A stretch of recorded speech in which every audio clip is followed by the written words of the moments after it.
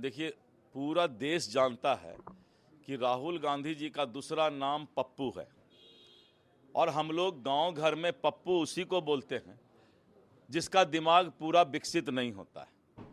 इसीलिए उनके समझ में नहीं आ रहा है राहुल गांधी के। ये राहुल गांधी इस देश का खाता है और जब इस देश से बाहर जाता है तो दूसरे देश का गुण गाता है। और ये लोग को तो पाकिस्तान चल जाना चाहिए, चाहे ट्रंप हो चाहे कोई भी हो।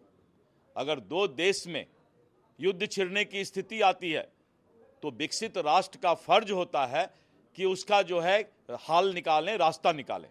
लेकिन भारत और नरेंद्र मोदी जी का जो शख्सियत है वो पूरा दुनिया में आज जो है उसका लोहा माना जाता है। इसलिए राहुल गांधी का पप्पू और उनका दिमाग पूरा विकसित नहीं है। इसलिए वो बेचारा क्या बोलता है इस देश को, इस देश का लोग उसको जो है बहुत सीरियस में नहीं लेता है। भाजपा ने करारा हमला किया है, राहुल गांधी को कहा है कि ये पैसा लेके इस तरह की भाषा बोलते हैं पाकिस्तान और नहीं, मैंने कहा ना कि राहुल गांधी, मैंने तो एक बार कहा था, मैं सीधा शब्द नहीं बोलना चाहता हूं, लेकिन मैंने बचपन में सुना था कि कुछ लोग नमक खा के देश का शरीयत नहीं देते हैं और उसको नमक हराम कहा जाता है।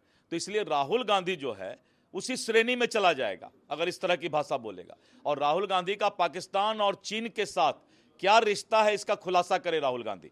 मैं प्रदेश अध्यक्ष दिलीप जायसवाल पूरे देशवासियों के सामने ये बात रखता हूं कि राहुल गांधी का चीन और पाकिस्तान से भीतर का क्या संबंध है, नेहरू जी के जमाने से क्या संबंध है, इस बात का कांग्रेस खुलासा करे। इंडिया ब्लॉक के जो नेता लोग हैं पार्लियामेंट सेशन बुलाने की मांग कर रहे हैं, प्रधानमंत्री आए बातें रखें। इनको जो है इंडिया ब्लॉक के जो नेता इस तरह की बात कर रहे हैं, इनको सबको एक बार पाकिस्तान भेजते हैं और पाकिस्तान भेज करके वहां का संसद बुलवा करके इन लोगों को वहां से पता लगवाते हैं कि भारत ने क्या कार्रवाई किया। भारत में क्या पता चलेगा?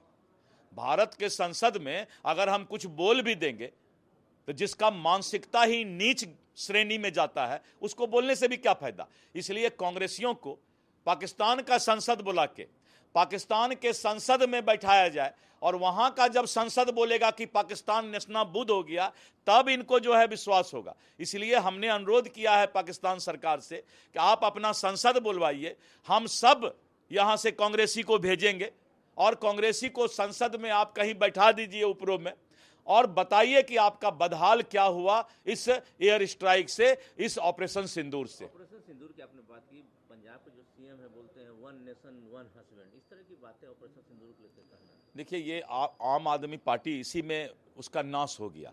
दिल्ली वाले ने जो झाड़ू मार के आम आदमी को भगाया है, तो दुनिया जानता है कि आम आदमी पार्टी बेलगाम पार्टी है, संस्कार विहीन पार्टी है। और आम आदमी के जितने भी आम आदमी पार्टी के नेता हैं जो कि समाजवाद और धरती पर चलने की बात किए थे और एयर कंडीशन और व्हाइट हाउस बना था, तो दुनिया पहचानती है। एंटी करप्शन ब्यूरो ने मनीष सिसोदिया और सत्येंद्र जैन को फिर बुलाया है। ये तो आम आदमी पार्टी का भ्रष्टाचार से रिश्ता शुरू से रहा है। जो भ्रष्टाचार को समाप्त करने के लिए जो पार्टी आई उसका जन्म ही भ्रष्टाचार से हो गया।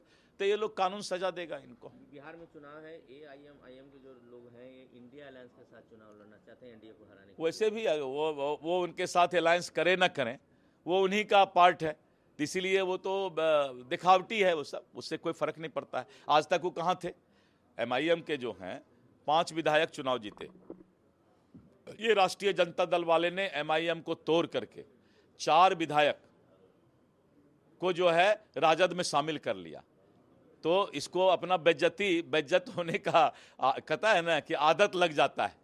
तो इनको शर्म नहीं है कि जो पार्टी 4 विधायक उनका तोड़ लिया आज उन्हीं के शरण में जा रहे हैं। तो सोच सकते हैं कि इससे बड़ा बेइज्जती क्या हो सकता है। राष्ट्रीय जनता दल का आरोप है कि यहाँ केवल ट्रांसफर पोस्टिंग का खेल चल रहा है, काम कुछ नहीं चल रहा है, लॉ एंड ऑर्डर कंट्रोल। तो राष्ट्रीय जनता दल सरकार चलाने के लिए सिखाएंगे जंगल राज वाले लोग? पहले अपना जंगल राज याद करें, तब न जाकर के दूसरे को सिखाएंगे।